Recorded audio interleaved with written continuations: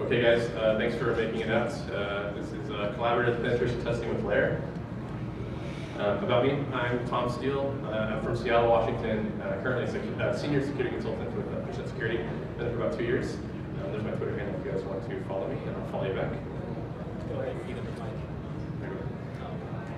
I'm Dan Kottmann. I'm also with Fishnet Security, security consultant with the security assessments team doing pen tests and whatnot. My Twitter handle's up there as well. Together, Tom and I have developed this software. Okay, so the problems that we're trying to identify or fix with the tool that we're releasing today is that when you're doing a penetration test, you get tons of data, and they come in from lots of different tools.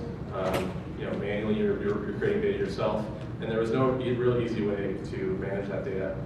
There are some existing tools out there that can do it, but if you're not using one of those, you're basically just going to have tons of files open, tons of terminal windows with data and files all over the place and notes all over the place randomly, and just not too much organization. Another problem that we identified was that when you were doing actual penetration tests with more than one person, there would sometimes be a lot of duplication of work because there wasn't any way to tell who had done what and who hadn't done what, besides maybe just communicating with each other. But so you're communicating over IM or IRC or something like that. It's not always the best form of communication. It's very hard to track who's done what. Some things that some people use, like OneNote or something like that, just didn't work for us. The other thing was just thoroughness of a penetration test. We wanted to create a tool that would really guarantee that we didn't miss anything, that we didn't miss any hosts, we didn't miss any services, we didn't miss any applications, things like that. So we saw kind of we couldn't find a tool that fit our needs, and so we just were like, let's develop it ourselves. So really what we did is we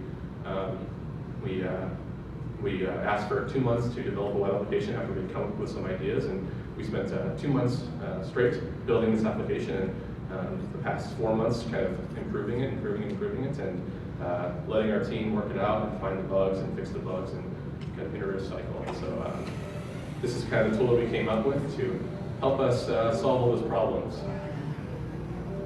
And so this is the architecture, and if you look on the right side of the screen, hopefully you can see that, and you can see at the top that you see a Meteor web server. So like I said, it's at its heart, it's a web application. The web application is built on top of something called Meteor.js, which is a JavaScript framework built on top of another framework called Node.js. So if you're familiar with Node and if you're familiar with Meteor, you might have an understanding of what those are. But real quick, the benefits of Meteor, I'm just going to cover some of them. First one being data on the wire. When you first load up a Meteor.js application, it just ships you a whole bunch of HTML and JavaScript code and templates. So the initial loading just happens, and then the rest of the time it's just JSON back and forth to the web server. So it's very quick, very snappy. The next thing is, obviously, being Node and being Meteor is all one language. What this lets you do is it lets us write the client and the server code all in JavaScript, so we don't have to jump back and forth, and it's pretty convenient for some developers that way. Next point I want to talk about Meteor is they have the concept of database everywhere. So it has a MongoDB backend, and that database, when I say database everywhere, you can actually write your queries on the client, which is very, very cool. It's very, very convenient for developing a real-time application. The next point that Meteor has kind of going for it is a full-stack reactivity.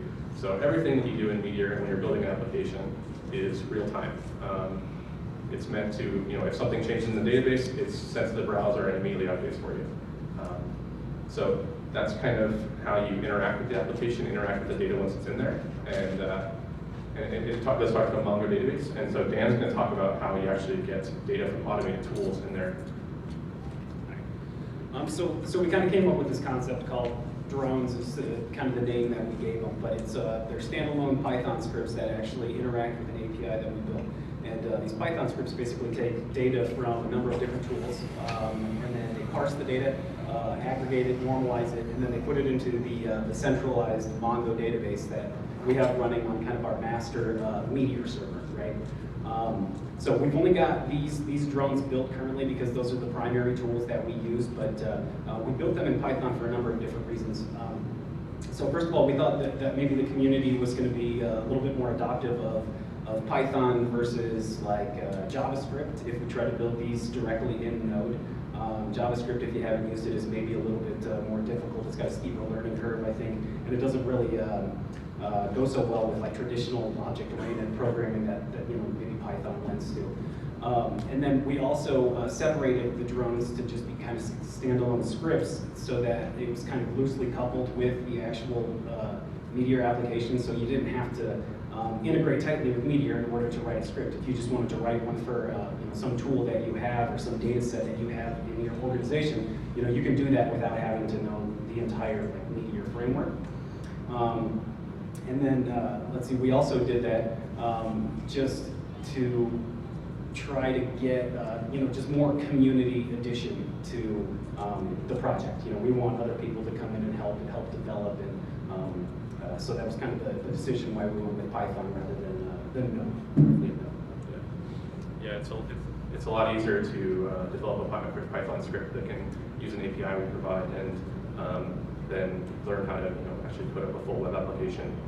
Another good point of why the drones are built like they are is that if you develop a drone and you develop it in another language, or it's code that we don't want or something like that, and you don't have to worry about like getting anyone's approval, you just release it on yourself. Put it on GitHub, put it on Bitbucket, and other people can use it. There's no problems there. So majority of this talk is actually going to be a demo because that's kind of the meat.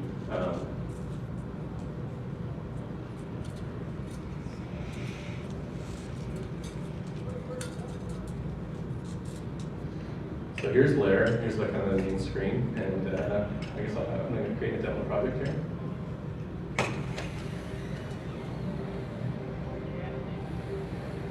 So once you've created a project and loaded the project, you're brought to this kind of this dashboard, and the first screen you see is hosts, and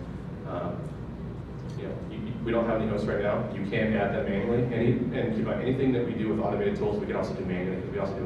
We do a lot of manual testing. We want to manage that data, but you obviously don't want to go add every single host that you're testing. You want to use the tools that we use every day. So one of those being Nmap. So I'm going to show how to use the drones to import data into the app.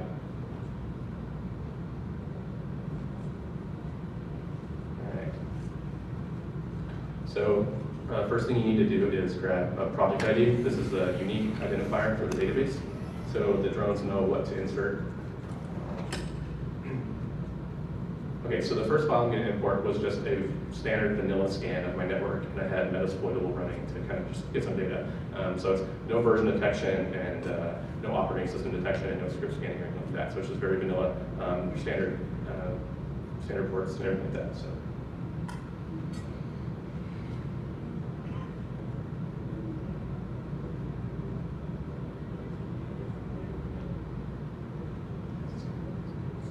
Can you guys see that? I can improve this.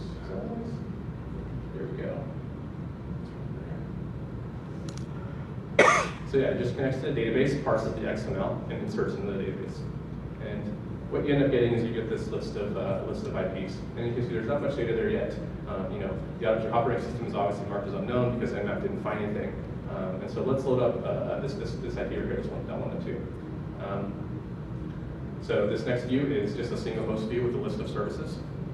And what I want you guys to focus on is this telnet port. We can see that since we didn't do version detection with Nmap, the product is unknown. The idea here is on a pen test that you could, we like to do penetration testing starting off with very small targeted Nmap scans. And when you do that, you end up with tons of files and no real way to put them together. And if you do, you're probably using like Vim or something like that with the final product. And certainly there are some other applications that do this, but maybe ours will show some benefits that are not built into this.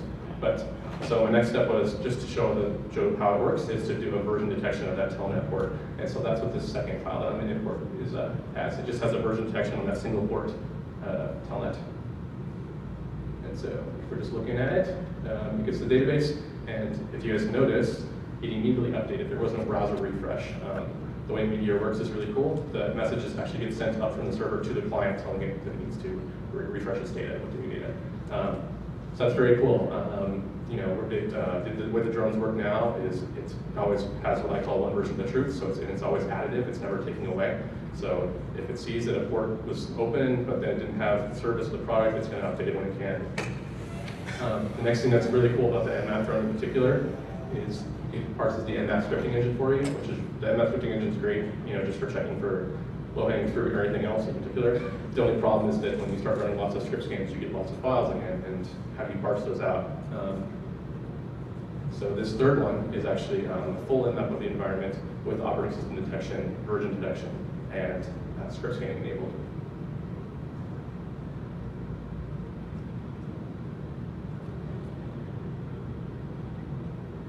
So you can see that the product is again updated, and we also get a note showing us the script scan output. So these are in notes, what we call it. So this would be a service level note. Each port would get these based on the script output. And so a lot of the drones are built to do this. In particular, the Nessus drone will put individual vulnerability evidence in a service level note for you. This is also the place you probably want to create notes for yourself as you're testing an application and testing an individual service. You want to make a note of maybe what you found or what you did, or the reason why you skipped it, and everything like that. I'm going to go back here, and I'm going to import a Nessus file now.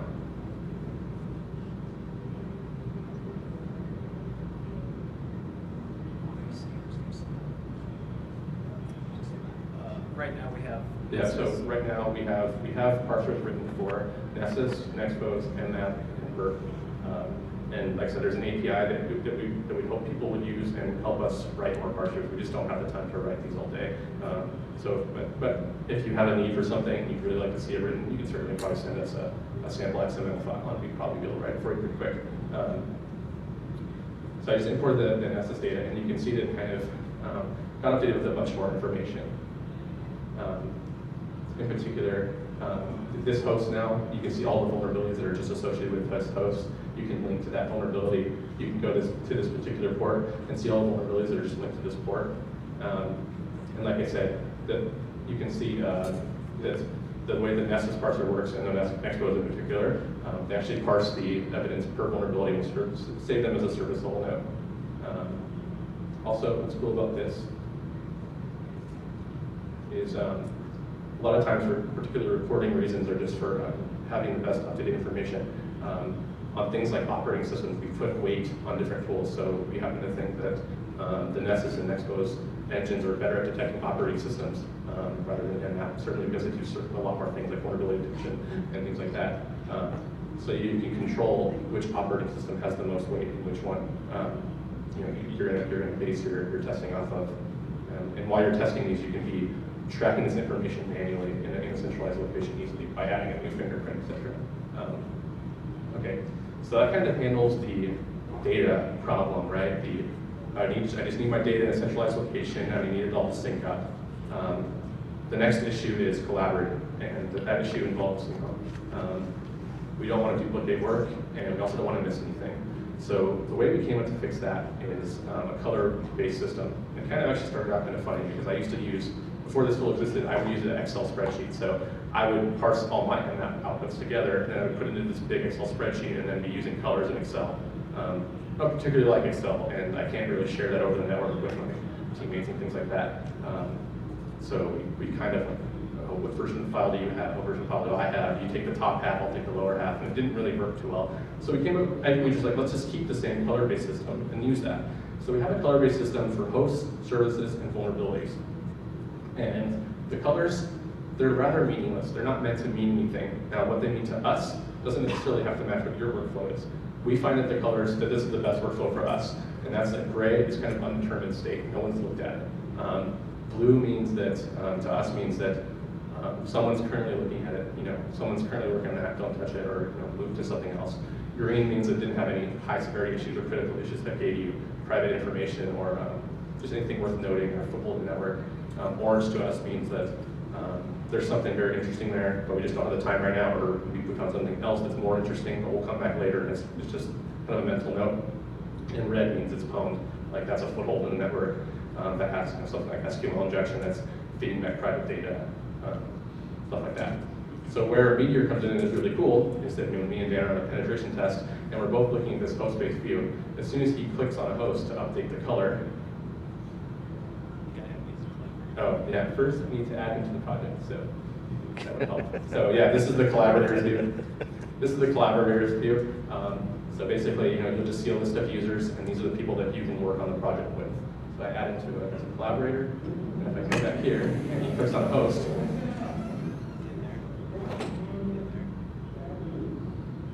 and it took a while to get there, but as soon as he clicks something, it changes colors immediately for me. So that data is pushed up from the server to the client, so there's no polling involved. It's real time. And so yeah, the way you change these colors on most things is just by clicking them and toggling them.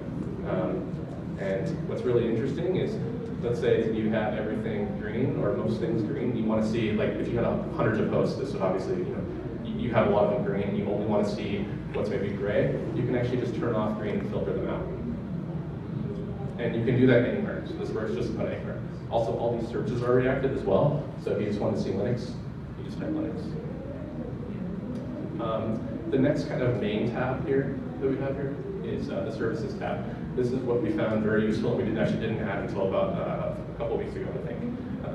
We basically wanted some way to see what individual services are open, individual fingerprints, meaning that all these 4 columns must match. So this is a unique list of core protocol, service, and products. And we wanted a way to query these and generate a unique list of hosts. That's convenient, right? Like if you're on a pen test and there's a lot of Oracle stuff, and you just want to go test all the Oracle services, you can just use the search function to maybe search for 1521 or search for Oracle, and this is case insensitive, so search for Oracle. Also, what you can do is you can simply just click it, which is very cool. And you just click search again for a search. So as you're going through here and you want to get all this stuff, all the HTTP servers, well, clicking it probably wouldn't work, but what you can do is just type HTTP. And so while these all have different fingerprints, these are actually individual lists of hosts. Right? So then you're on this list and you just want to get the HTTPS servers. Simple, just clicking. And like I said, this is all reactive. So if Dan's still importing bitmap scans and doing all kinds of crazy stuff while I'm looking this, it will just automatically keep updating for me and give me more data. I don't have to refresh or anything. Can you copy that host list? Oh, yes, so very good point. So I used all of my possible CSS and HTML skills to make this a text area with no styling so that you can easily just do Control-A, Control-C and get the list. So that took me a while, it took about 2 hours to figure that out. So the next tab really is the vulnerabilities view. And this just is really standard along the same lines. Like we have statuses here as well, so you can see what services you haven't checked out. And if you load up a particular vulnerability, you can see the description of standard evidence solution. You can see the hosts that are affected by the vulnerability. You can add hosts manually. That's what we do a lot. When you found that host, this isn't just for automated tools. This is for manual testing. So the idea is that as you're finding vulnerabilities, your manual vulnerabilities, you're sharing them and creating all the data here so that your other testers can see that data too. And of course, it has CVEs and vulnerability level notes. Project level notes. This is really good for keeping things like attack scenarios that you've completed, or maybe rules of engagement, or just like certain things that you want to share at this project level. Very basic. The next thing that I'll show is the credentials starting now. So let's go create some. Let's assume that maybe we got on this box and we guessed some SSH credentials. So let's add some manual ones. And they were running Caldi and it was like root tour. So what's very, when you're on a pen test, you can sometimes just gather an insane amount of creds and hashes. And how do you share that data efficiently and make sure they're keeping them all in one place? It's kind of difficult. So it's very convenient when you add them to the service. They're just kind of here for you. So it's just a convenience thing. You already looked at the contributors view.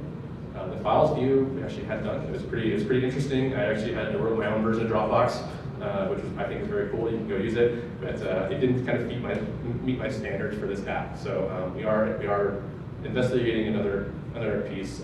Meteor doesn't have any sort of file uploading by default, but there has has been something made recently for it, so we're going to import that. I just didn't have the time to do that this week. So that's a very recent addition. And this is very simple. This is just the command log. So as you're importing things from automated data sources, this will just show you what commands you've read or you've used and what's been found and what's been added. It's just very simple to do here. As well as, Dan, I can barely see that. Yeah, so it also is Facebook compliance. It has chat. So, well, so the idea that we thought is, if we're doing a perimeter engagement and we're at our home sitting there, we're probably not going to use this chat. We're probably going to use something else. But if we're both on an internal network and we're behind a strict firewall and we don't feel like breaking out, maybe we just feel like sitting there and being restricted and not like, stealing credits and authenticating to their proxy, that type of thing, we can just use the chat. So, okay, yeah, so Dan sent me a message and is telling me what to do. So that's very, very cool. The next thing that I want to show you guys is, so I mentioned that Meteor is database everywhere. I really meant that, and then they really mean it too. You can actually do the equivalent of, if you're not familiar with NoSQL, the equivalent would be select, insert, update, and deletes. They're actually called select, update, or find, update, insert, removes in NoSQL. They're the same thing, but since the database is in the client as well, you can actually run database queries and do whatever you want in the client. Now, security best practices will tell you, is you're going to say you should turn that off, and I completely agree. If you're developing a Meteor application, do not have these insecure settings turned on to let you do that. It's more of a development thing. But what we can do is we can take advantage of that to do crazy things in the browser. So there's a setting here, and we can, so I'm doing that first, and so we can allow client-side updates. And what this does is it lets the client browser do whatever they want to the database. So there is admin settings, so I'm an admin, so I can only allow this. So if you didn't want to let everyone do this, of course. So I'm going to allow this, and you get this security notification letting you know it's probably not a good idea, and you should only do this if you know what you're doing. So we allow it, and then I need Dan to send me over his script. So what this lets you do is it lets you do anything you want in the browser console. So if you're in Chrome or Firefox, you can open up the browser console and run database queries in there. So a common thing that we do is we write little scripts that help us out and share them amongst the team. And one of those ones that Dan wrote recently was, if you're testing thousands of hosts and hundreds of these hosts don't have any services available, there's nothing to test. So what we wanted to do was we wanted to go through and turn all those hosts green. So Dan wrote a nice script to do that. And so here's the content of it. And so basically what this does is it's doing the equivalent of select statement on the host table collection, if you will, and it's pulling back all the hosts, and then it's looking to see if any of those hosts have ports open, and then it's going to turn all those ports green. So it's kind of verbose, but the idea is that the community could write these scripts and share them and store them in their browser and show them and things like that. So what we can do is we can drop into developer console. And we'll lower this so you can actually see it happening. And so I know for a fact that .6 and 4.6 don't have any ports open. So if we run this, it sure turned in as green. That's pretty neat, right? And that's not any of us, that's just Meteor being awesome. So we can't take any of the kudos for that. But it's very cool. So you can see how it can become quite powerful if you had different transforms. If you wanted to turn all the, a lot of times the tools will report very, very different versions of like Windows Server 2008. And for reporting reasons, you just want to turn those all into Windows Server 2008. You don't care about R2, like .1 or something like that. It's very convenient to just turn them into all Windows Server 2008, for instance. I can't get the hands to close it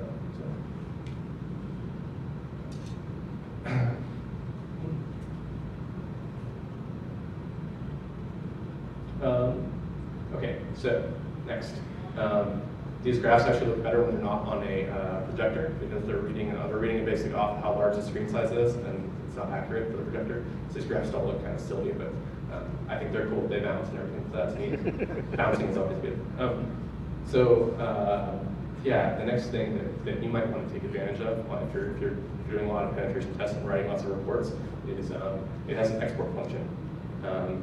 So this will take the the MongoDB collection or data collections and sync them all up into one JSON object, and then we'll ship it over to an HTTP or HTTPS listener. I'll use HTTPS, but I'm not going to force you. And again, use the password. So we have some proprietary tools that let us take this data and import it into our proprietary tools so that we can later report on it and things like that. So it's just a convenience thing for you.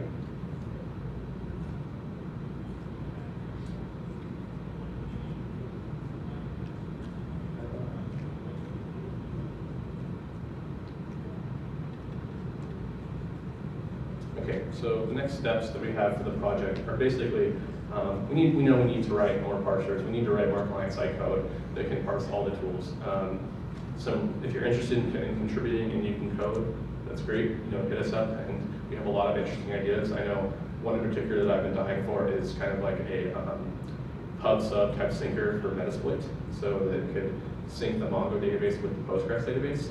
That way, when you're using something like Metasploit Pro or even just Metasploit from the console, you can import data into that and then import data into Lair, and they both sync up.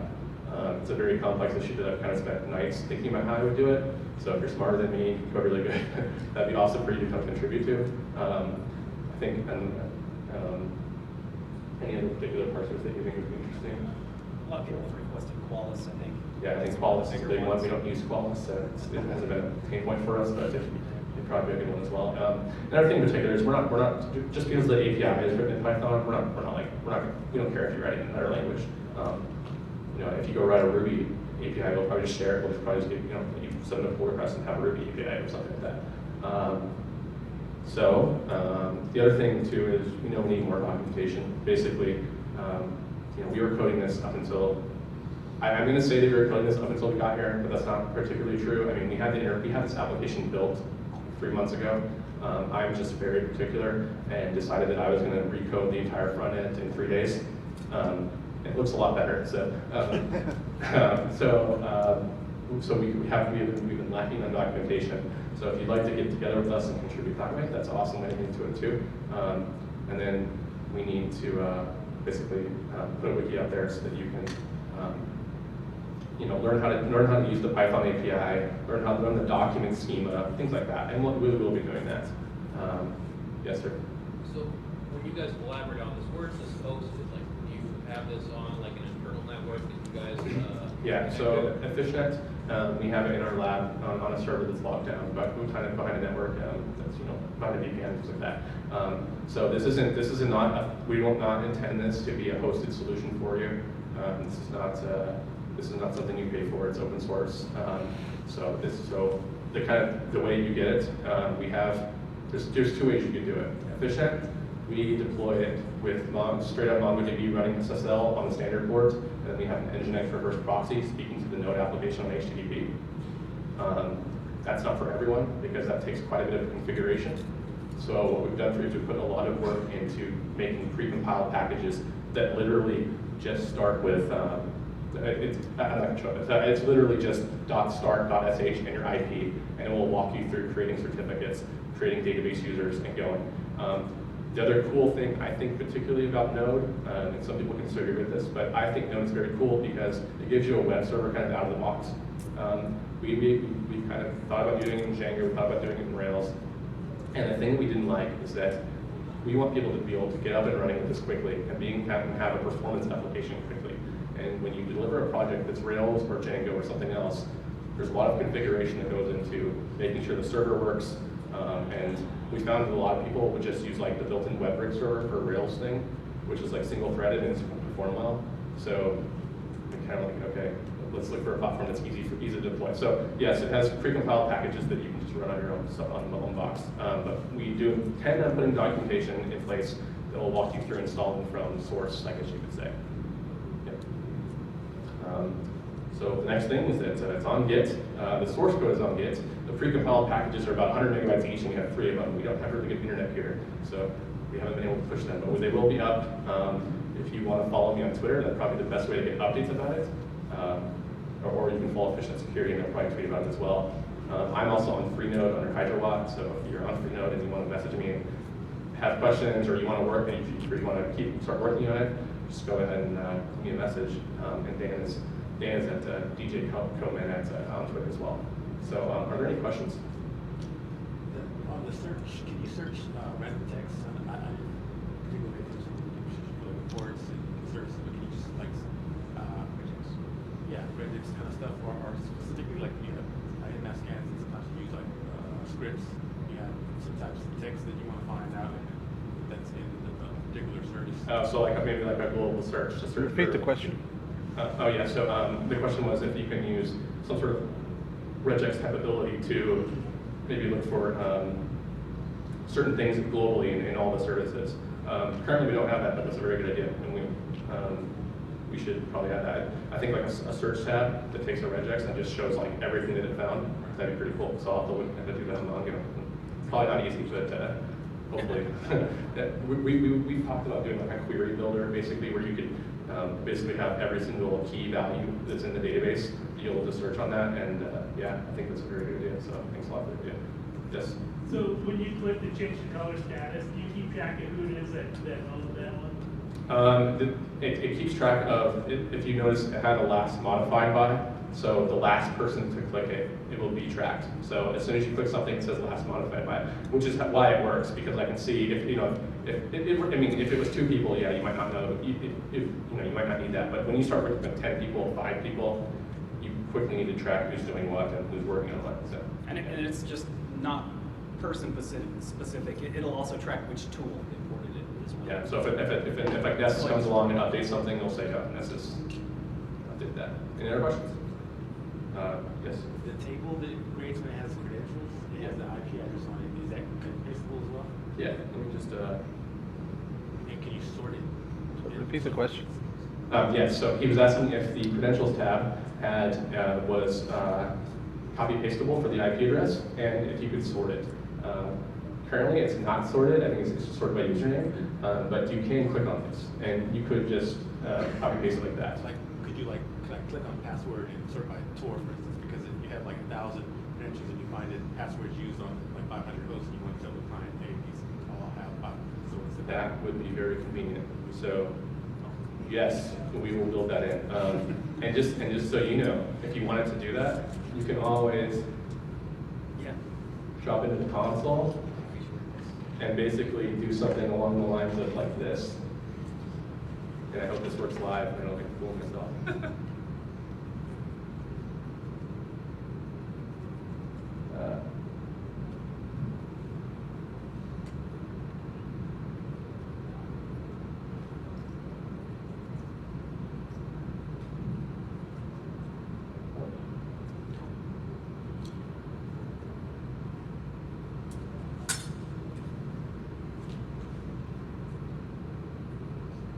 Okay, I don't want to do this live, but yes. Learn MongoDB a bit better than me, and it'll work. But yeah, basically you can write. If you have to do something like that, it's all in the database. So you know, if you learn MongoDB syntax, obviously better than I do. It takes me 1 or 2 times to figure this stuff out. So yeah, you would be able to do it that way. I know there's a question in the back. Was there a question? Yes, sir. How about starting drones and things like that from the web app itself? Like, is this all driven from the command line, or can you start off like a batch jobs based on an IP list or something like that? Whether or do you plan to? So the question was that if we can start the drones from the web interface based on like maybe a list of IP addresses or something like that. No. The short answer is no. The long answer is why we did that way. We found that most of the time we were running tools from the command line anyway, so it was just convenient to have the drones on the command line and import the files after that. We found that it was kind of an extra step to run a tool, to generate a file, and then take that file and then drag and drop it into the server, and then watch the server spin, and then watch the server parse it, and then wonder if it parsed it, which can happen with some of the tools. So that's kind of where we built it. I could see a benefit in maybe, I think there's other tools better suited for that for that functionality. I think one that comes to mind is Metasplit Pro, with running tools from the browser and tracking that output. I think just the tool wasn't set for that, but if that's something you want, we can talk about it more for sure. Yes, sir. How do you handle virtual hosts and keeping track of unique IPs? Yes. So what tools are you using to handle virtual hosts now to find those? Just some internal manual to try to keep track. I was going to guess Nikto, because you have a scenario hat on that. That's what I assume. So the question was, how are you managing virtual hosts, which is very good because it's something a lot of Pinteresters overlook. And so we've developed a lot of tools to do that. And one in particular is Black Sheep Wall. So slight pimping out of my tool to check that out. But yeah, you would actually probably want to build a drone for it, and we're thinking of building a drone for a lot of these tools as well. Tell me when I'm on the X. Okay. So how that works is that how we would handle that is let's click on this one here. This is an internal network, so the host names aren't going to be particularly good. If you actually go to the hostings tab, it will parse through and look for all the HTTP and HTTPS ports and do a kind of a best guess. So you can add as many host names as you want here. So you can add them manually or have tools like Nikto or and Docker Operator has a script that does it as well. So if you're doing things like dictionary tags or dictionary guessing on host names, you could probably build a drone to add those in there or add them in there manually, and then it will go through here and create convenient links to the ports. So you can quickly get to them. Currently, we don't have any way of tracking which ones you've looked at. You probably, if it were me, I'd probably choose a service level note and track it. But if it's something that, if it's something that you're noticing that you guys are just, it's like you always have hundreds of them. Like we do some tests and we just find hundreds of e-hosts. I can see it being its own status, each host name being its own, having its own status, and you can check that out. I can see that happening. The other thing I want to do is I actually wrote another tool which will go to a list of URLs and grab a screenshot. I want to somehow put in here a base64 encoded PNG of this. It's just a wrapper around Cam.js, but it'd be cool to have a screenshot of the image in here as well. So that's just something we're kind of thinking about how we're going to do. It surprisingly takes a lot of brain power and thinking to make a web app and make everything organized and not just put crap everywhere. Yeah, it takes a while for sometimes to add. You have a question? Yeah. So first of all, cool tool. My question is kind of, what did you do to secure this? Because you don't want to like put all your stuff in there and then actually get home. Because the question was, what do we do to secure it? So the database itself is running with authentication and SSL. So the credentials aren't sent to clear to the database, and they do require credits, obviously. The application will not let you use access over HTTP, and the application is also password protected. It uses something called SRP. So I'm not going to go into what SRP is. It's kind of, there could be a talk all itself, but Meteor uses SRP, which doesn't really benefit us because we're transferring the credentials over HTTPS anyway, so we don't really care if they're encrypted beforehand. But yeah, so it's basically just a web app, traditional app protected by authentication. There's password requirements. You can't put a password under 9 characters. But, so yeah, and then for someone, the projects are accessing data on an app. You can only access data that you're the owner or contributor of. Now, obviously, that gets interesting with the drones because you have to give a database password out, which is read-write on the whole database. Our idea is that this is for teams. Trust the people you're working with. I know that sounds weird, but you gotta trust people. If we're hackers, if I want to get in that database, I probably have root on the server, that it's deployed on. But the point, if you had some people that you wanted to share data with, what you could do is just have them send you the files and you use the drones to import. That's what I would do. On that note, we are looking at investigating maybe the drones speak to a REST interface. Recently, there was a REST interface, kind of easy to implement a REST interface released for Meteor. So we could implement that, and the drones could actually just speak over a REST interface after being authenticated to the app. So we're not relying on database authentication anymore. We're relying on application-based authentication. But yeah, it's MongoDB, so the security wrapper on that, and then it's Meteor. So if there's any problems in Meteor, they're actually very responsive and very they're quick to handle security issues. It's security@meteor.com. So if you find any issues in the app, they're probably in the underlying framework, and that would be very cool. That could be a talk in itself. So I encourage you to go break Meteor. Yeah. I put a note out there for what he was asking for. That was the count of users with the Tor password. So you can extract IP addresses. I did none of this stuff for you. Yeah. I had that right. Good enough. Oh, you're right. I didn't. I'm such a noob. And so this is almost exactly like what you would type directly in a Mongo client, like if you were the command line. It's slightly modified for Meteor.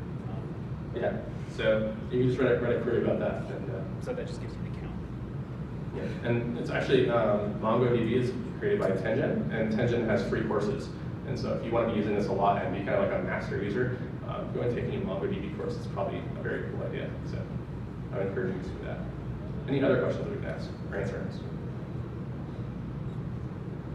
All set?